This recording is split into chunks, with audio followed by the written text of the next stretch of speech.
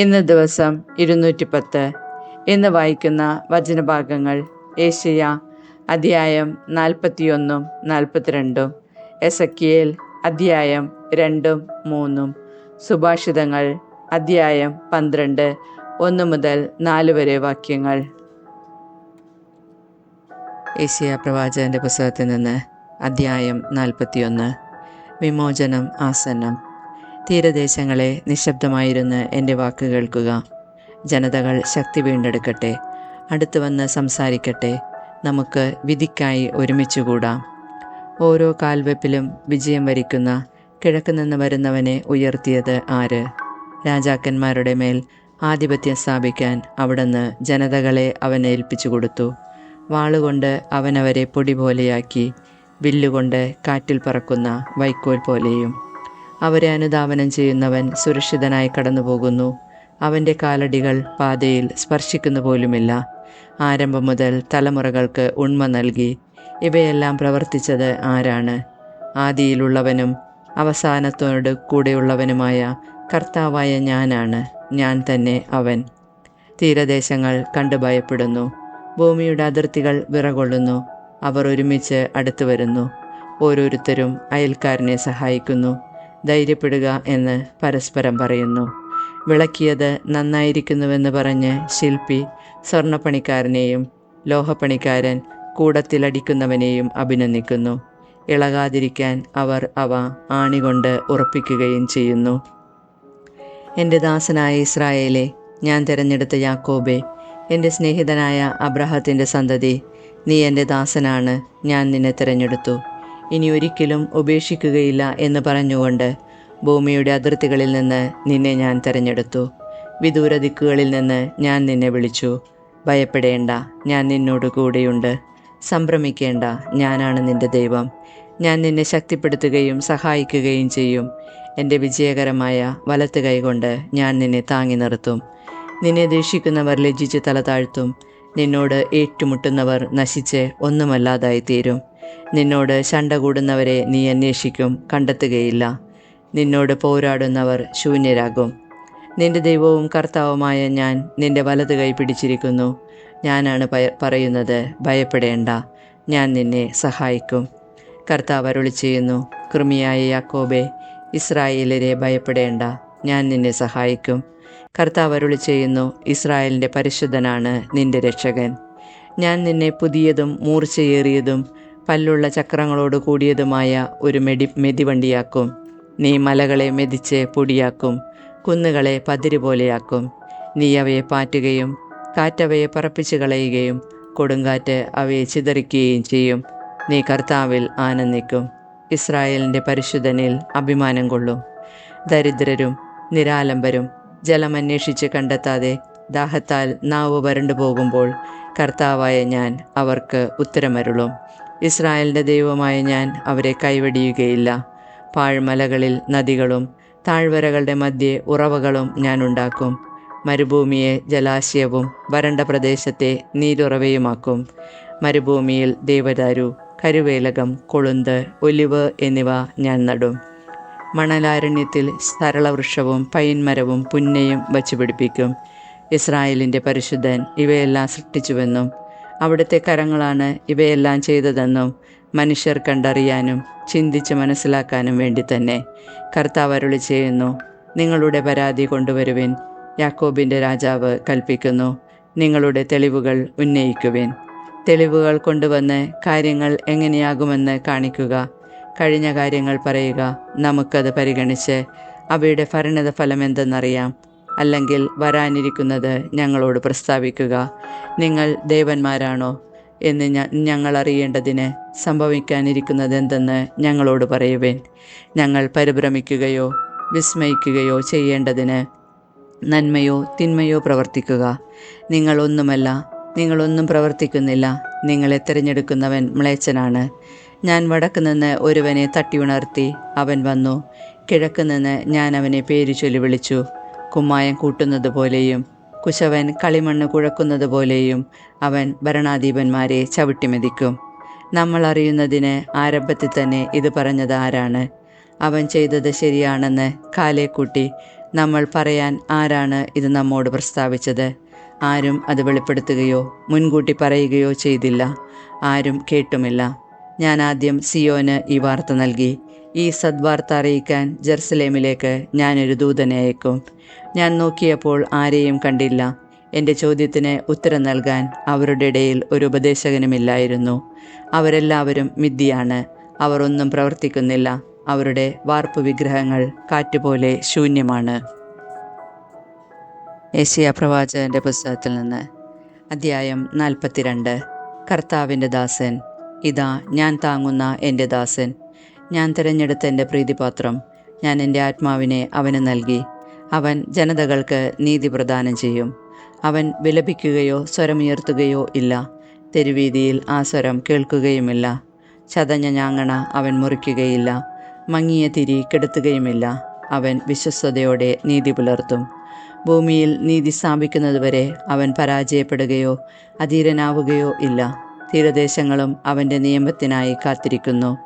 ആകാശത്തെ സൃഷ്ടിച്ച് വിരിച്ചു നിർത്തുകയും ഭൂമിയെയും അതിലെ വിഭവങ്ങളെയും വ്യാപിപ്പിക്കുകയും അതിലെ നിവാസികൾക്ക് ജീവൻ നൽകുകയും അതിൽ ചരിക്കുന്നവർക്ക് ആത്മാവിനെ നൽകുകയും ചെയ്യുന്ന ദൈവമായ കർത്താവ് അരുളി ചെയ്യുന്നു.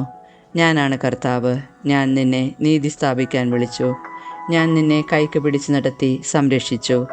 അന്ധർക്ക് കാഴ്ച നൽകുന്നതിനും തടവുകാരെ കാരാഗൃഹത്തിൽ നിന്നും അന്ധകാരത്തിലിരിക്കുന്നവരെ ഇരുട്ടറയിൽ നിന്നും മോചിപ്പിക്കുന്നതിനും വേണ്ടി ഞാൻ നിന്നെ ജനത്തിന് ഉടമ്പടിയും ജനതകൾക്ക് പ്രകാശവുമായി നൽകിയിരിക്കുന്നു. ഞാനാണ് കർത്താവ്. അതാണ് എൻ്റെ നാമം. എൻ്റെ മഹത്വം ഞാൻ മറ്റാർക്കും നൽകുകയില്ല. എൻ്റെ സ്തുതി കൊത്തുവിഗ്രഹങ്ങൾക്ക് കൊടുക്കുകയുമില്ല. പ്രവചനങ്ങൾ സാക്ഷാത്കൃതമായി. ഇതാ ഞാൻ പുതിയ കാര്യങ്ങൾ പ്രസ്താവിക്കുന്നു. മുള പൊട്ടുന്നതിന് മുൻപേ ഞാൻ നിങ്ങൾക്ക് അവയെപ്പറ്റി അറിവ് തരുന്നു. ദൈവത്തിൻ്റെ വിജയം. കർത്താവിന് ഒരു പുതിയ ഗീതം ആലപിക്കുവിൻ. ഭൂമിയുടെ അതിർത്തികളിൽ നിന്ന് അവിടുത്തെ മഹത്വം പ്രകീർത്തിക്കുവിൻ. സമുദ്രവും അതിലുള്ളവയും തീരദേശങ്ങളും അവയിലെ നിവാസികളും ആർത്തട്ടഹസിക്കട്ടെ. മരുഭൂമിയും അതിലെ നഗരങ്ങളും കേദാർ അധിവസിക്കുന്ന ഗ്രാമങ്ങളും സ്വരമുയർത്തട്ടെ. സേലാ നിവാസികൾ സന്തോഷിച്ച് ഗീതമാലപിക്കട്ടെ. മലമുകളിൽ നിന്ന് ഉദ്ഘോഷിക്കട്ടെ. അവർ കർത്താവിനെ മഹത്വപ്പെടുത്തട്ടെ. തീരദേശങ്ങളിൽ അവിടുത്തെ സ്തുതി പാടി ഉദ്ഘോഷിക്കട്ടെ. കർത്താവ് വീരപുരുഷനെ പോലെ മുന്നേറുകയും യോദ്ധാവിനെ പോലെ കോപം ജ്വലിപ്പിക്കുകയും ചെയ്യുന്നു. അവിടുന്ന് പോർവിളി മുഴക്കുകയും ശത്രുക്കൾക്കെതിരെ ശക്തി പ്രകടിപ്പിക്കുകയും ചെയ്യുന്നു. വളരെ കാലം ഞാൻ നിശബ്ദത പാലിച്ചു. എന്നെ തന്നെ നിയന്ത്രിച്ച് ശാന്തനായി കഴിഞ്ഞു. ഇപ്പോൾ ഈറ്റുനോവെടുത്തവളെ പോലെ നിലവിളിക്കുകയും നെടുവീർപ്പിടുകയും കിതയ്ക്കുകയും ചെയ്യും. പർവ്വതങ്ങളും കുന്നുകളും ഞാൻ തരിശാക്കുകയും അതിലെ സസ്യങ്ങളെ ഉണക്കിക്കളയുകയും ചെയ്യും. നദികളെ ദ്വീപുകളാക്കുകയും തടാകങ്ങൾ വറ്റിക്കുകയും ചെയ്യും. അജ്ഞാതമായ മാർഗത്തിൽ കുരുടരെ ഞാൻ നയിക്കും. അപരിചിതമായ പാതയിൽ അവരെ ഞാൻ നടത്തും. അവരുടെ മുൻപിലെ അന്ധകാരത്തെ ഞാൻ പ്രകാശമാക്കുകയും ദുർഘടദേശങ്ങളെ നിരപ്പാക്കുകയും ചെയ്യും. ഇവയെല്ലാം ഞാൻ അവർക്ക് ചെയ്തു കൊടുക്കും. അവരെ ഉപേക്ഷിക്കുകയില്ല. കൊത്തുവിഗ്രഹങ്ങളിൽ വിശ്വസിക്കുകയും വാർപ്പ് ബിംബങ്ങളോട് നിങ്ങൾ ഞങ്ങളുടെ ദേവന്മാരാണ് എന്ന് പറയുകയും ചെയ്യുന്നവർ അത്യധികം ലജ്ജിച്ച് പിന്തിരിയേണ്ടി വരും. ജനത്തിൻ്റെ അന്ധത. ബധിരരെ കേൾക്കുവിൻ, അന്ധരെ നോക്കിക്കാണുവിൻ. എൻ്റെ ദാസനല്ലാതെ ആരുണ്ട് കുരുടനായി? ഞാൻ അയക്കുന്ന ദൂതനെ പോലെ ബധിരനാരുണ്ട്? എൻ്റെ വിശ്വസ്തനെ പോലെ കർത്താവിൻ്റെ ദാസനെ പോലെ കുരുടനായി ആരുണ്ട്? അവൻ കണ്ടിട്ടും കാണുന്നില്ല, കേട്ടിട്ടും കേൾക്കുന്നില്ല. കർത്താവ് തൻ്റെ നീതിയെ പ്രതി നിയമത്തെ ഉത്കൃഷ്ടമാക്കാനും മഹത്വപ്പെടുത്താനും പ്രീതി കാണിച്ചു. എന്നാൽ മോഷണത്തിനും കവർച്ചയ്ക്കും അധീനമായ ഒരു ജനമാണിത്. അവർ ഗുഹകളിൽ കുടുങ്ങുകയും കാരാഗൃഹത്തിൽ അടയ്ക്കപ്പെടുകയും ചെയ്തു. രക്ഷിക്കാൻ ആരുമില്ലാതെ അവർ ശത്രുക്കൾക്ക് ഇരയായി തീർന്നു. തിരിച്ചു കൊടുക്കുക എന്ന് പറയാനാരുമില്ലാതെ അവർ കൊള്ള ചെയ്യപ്പെട്ടു. ഇതിന് ചെവി കൊടുക്കുകയും ഭാവിയിലേക്ക് ചെവി ഓർത്തിരിക്കുകയും ചെയ്യാൻ നിങ്ങളിൽ ആരുണ്ട്? യാക്കോബിനെ കൊള്ളക്കാർക്കും ഇസ്രായേലിനെ കവർച്ചക്കാർക്കും വിട്ടുകൊടുത്തതാരാണ്? കർത്താവ് തന്നെയല്ലേ? നാം അവിടത്തേക്കെതിരെ പാപം ചെയ്തു. അവിടുത്തെ മാർഗത്തിൽ അവർ ചരിച്ചില്ല. അവിടുത്തെ നിയമങ്ങൾ അനുസരിച്ചില്ല. ആകയാൽ അവിടുന്ന് തൻ്റെ അഗ്നിയും യുദ്ധവീര്യവും യാക്കോബിൻ്റെ മേൽ വർഷിച്ചു. അത് ചുറ്റും ആളിപ്പടർന്നിട്ടും അവൻ പഠിച്ചില്ല. പൊള്ളലേറ്റിട്ടും അവന് ഉള്ളിൽ തട്ടിയില്ല. എസെക്കിയേൽ പ്രവാചകന്റെ പുസ്തകത്തിൽ നിന്ന് അധ്യായം 2. എസെക്കിയേലിൻ്റെ ദൗത്യം. അവൻ എന്നോട് പറഞ്ഞു, മനുഷ്യപുത്ര, എഴുന്നേറ്റ് നിൽക്കുക, എനിക്ക് നിന്നോട് സംസാരിക്കാനുണ്ട്. അവൻ എന്നോട് സംസാരിച്ചപ്പോൾ ആത്മാവ് എന്നിൽ പ്രവേശിച്ച് എന്നെ കാലുകളിൽ ഉറപ്പിച്ചു നിർത്തി. അവൻ എന്നോട് സംസാരിക്കുന്നത് ഞാൻ കേട്ടു. അവൻ എന്നോട് പറഞ്ഞു, മനുഷ്യപുത്ര, ഇസ്രായേൽ ജനത്തിൻ്റെ അടുത്തേക്ക് നിന്നെ ഞാൻ അയക്കുന്നു. എന്നെ എതിർത്ത നിഷേധികളുടെ അടുത്തേക്ക്. അവരും അവരുടെ പിതാക്കന്മാരും ഇന്നേ ദിവസം വരെ എന്നെ ധിക്കരിച്ചവരാണ്. അവർ മർക്കടമുഷ്ടികളും കഠിനഹൃദയരുമാണ്. അവരുടെ അടുത്തേക്കാണ് നിന്നെ ഞാൻ അയക്കുന്നത്. ദൈവമായ കർത്താവ് അരുളി ചെയ്യുന്നു എന്ന് നീ അവരോട് പറയുക. അവർ ധിക്കാരികളുടെ ഭവനമാണ്. അവർ കേട്ടാലും കേൾക്കാൻ വിസമ്മതിച്ചാലും അവരുടെ ഇടയിൽ ഒരു പ്രവാചകൻ ഉണ്ടായിരുന്നുവെന്ന് അവർ അറിയും. മനുഷ്യപുത്ര, നീ അവരെയോ അവരുടെ വാക്കുകളെയോ ഭയപ്പെടേണ്ട. മുള്ളുകളും മുൾച്ചെടികളും നിന്നോടൊപ്പം ഉണ്ടായേക്കാം. തേളുകളുടെ മേൽ നിനക്കിരിക്കേണ്ടി വരാം. എന്നാലും നീ അവരുടെ വാക്ക് കേട്ട് ഭയപ്പെടുകയോ നോട്ടം കണ്ട് പരിഭ്രമിക്കുകയോ വേണ്ട. കാരണം അവർ ധിക്കാരികളുടെ ഭവനമാണ്.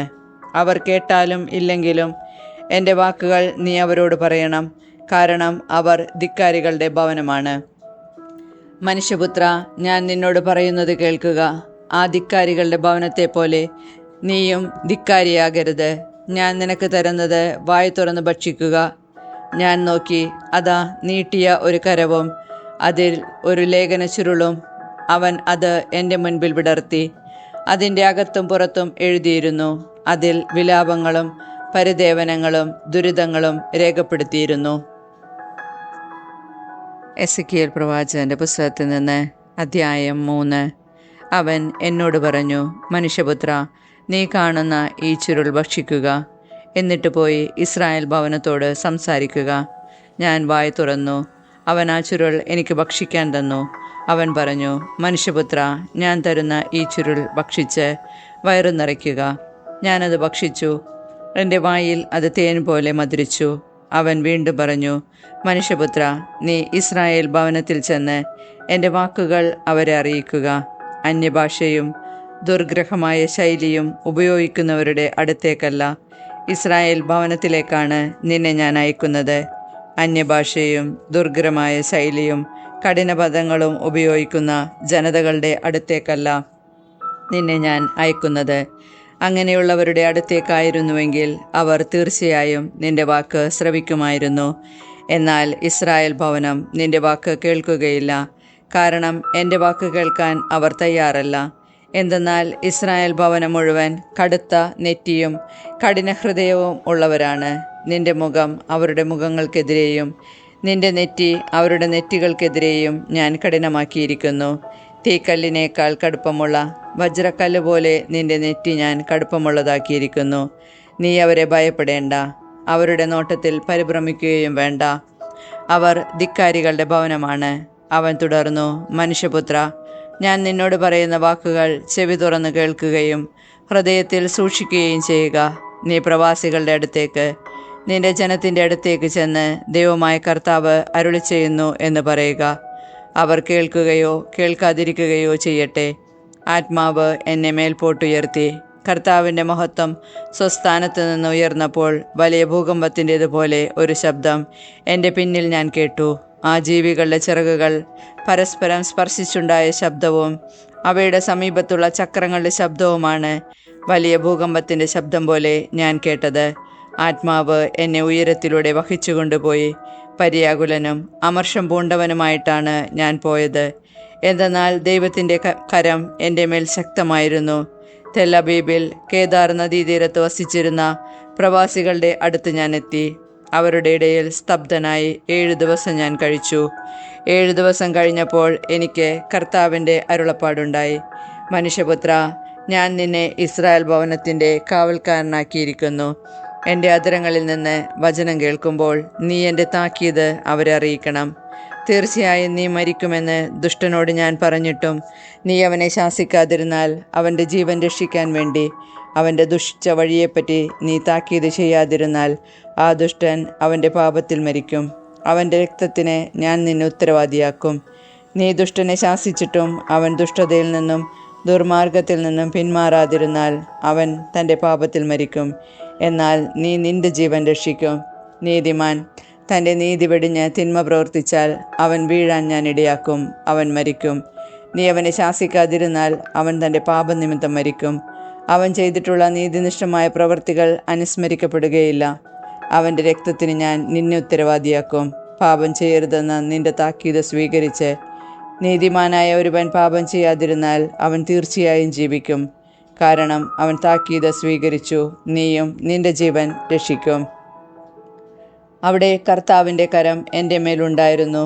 അവിടുന്ന് എന്നോട് അരുളി ചെയ്തു, എഴുന്നേറ്റ് സമതലത്തിലേക്ക് പോവുക. അവിടെ വച്ച് ഞാൻ നിന്നോട് സംസാരിക്കും. ഞാൻ എഴുന്നേറ്റ് സമതലത്തിലേക്ക് പോയി. ഇതാ, കർത്താവിൻ്റെ മഹത്വം അവിടെ നിലനിൽക്കുന്നു. കേബാർ നദിയുടെ തീരത്ത് ഞാൻ കണ്ട മഹത്വം പോലെ തന്നെ. ഞാൻ കമിഴ്ന്നു വീണു. ആത്മാവ് എന്നിൽ പ്രവേശിച്ച് എന്നെ എഴുന്നേൽപ്പിച്ചു നിർത്തി എന്നോട് സംസാരിച്ചു. അവിടുന്ന് എന്നോട് അരുളി ചെയ്തു, നീ വീട്ടിൽ പോയി കതകടച്ചിരിക്കുക. മനുഷ്യപുത്ര, നീ ജനത്തിൻ്റെ അടുത്തേക്ക് ചെല്ലാതിരിക്കാൻ നീ കയറുകൊണ്ട് വരിഞ്ഞു കെട്ടപ്പെടും. നിന്റെ നാവിനെ ഞാൻ അണ്ണാക്കിനോട് ഒട്ടിച്ചു നിർത്തും. അവരെ ശാസിക്കാനാവാത്ത വിധം നിന്റെ നാവ് ബന്ധിക്കപ്പെടും. കാരണം അവർ ധിക്കാരികളുടെ ഭവനമാണ്. എന്നാൽ ഞാൻ നിന്നോട് സംസാരിക്കുമ്പോൾ നിന്റെ അധരങ്ങൾ തുറക്കപ്പെടും. ദൈവമായ കർത്താവ് അരുളി ചെയ്യുന്നു എന്ന് നീ അപ്പോൾ അവരോട് പറയണം. കേൾക്കുന്നവൻ കേൾക്കട്ടെ, കേൾക്കാൻ മനസ്സില്ലാത്തവൻ കേൾക്കാതിരിക്കട്ടെ. അവർ ധിക്കാരികളുടെ ഭവനമാണ്. സുഭാഷിതങ്ങൾ അധ്യായം 12, 1 മുതൽ 4 വരെ വാക്യങ്ങൾ. ശിക്ഷണം ഇഷ്ടപ്പെടുന്നവൻ വിജ്ഞാനത്തെയാണ് സ്നേഹിക്കുന്നത്. ശാസനം വെറുക്കുന്നവൻ മൂഢനത്രേ. ഉത്തമനായ മനുഷ്യന് കർത്താവിൻ്റെ അനുഗ്രഹം ലഭിക്കുന്നു. തിന്മ നിരൂപിക്കുന്നവനെ അവിടുന്ന് ശിക്ഷയ്ക്ക് വിധിക്കുന്നു. ദുഷ്ടതയിലൂടെ ആരും നിലനിൽപ്പ് നേടുന്നില്ല. നീതിമാന്മാർ ഒരിക്കലും ഉന്മൂലനം ചെയ്യപ്പെടുന്നില്ല. ഉത്തമയായ ഭാര്യ ഭർത്താവിൻ്റെ കിരീടം. അപമാനം വരുത്തിവെക്കുന്നവൾ അവൻ്റെ അസ്ഥികളിലെ അർബുദവും.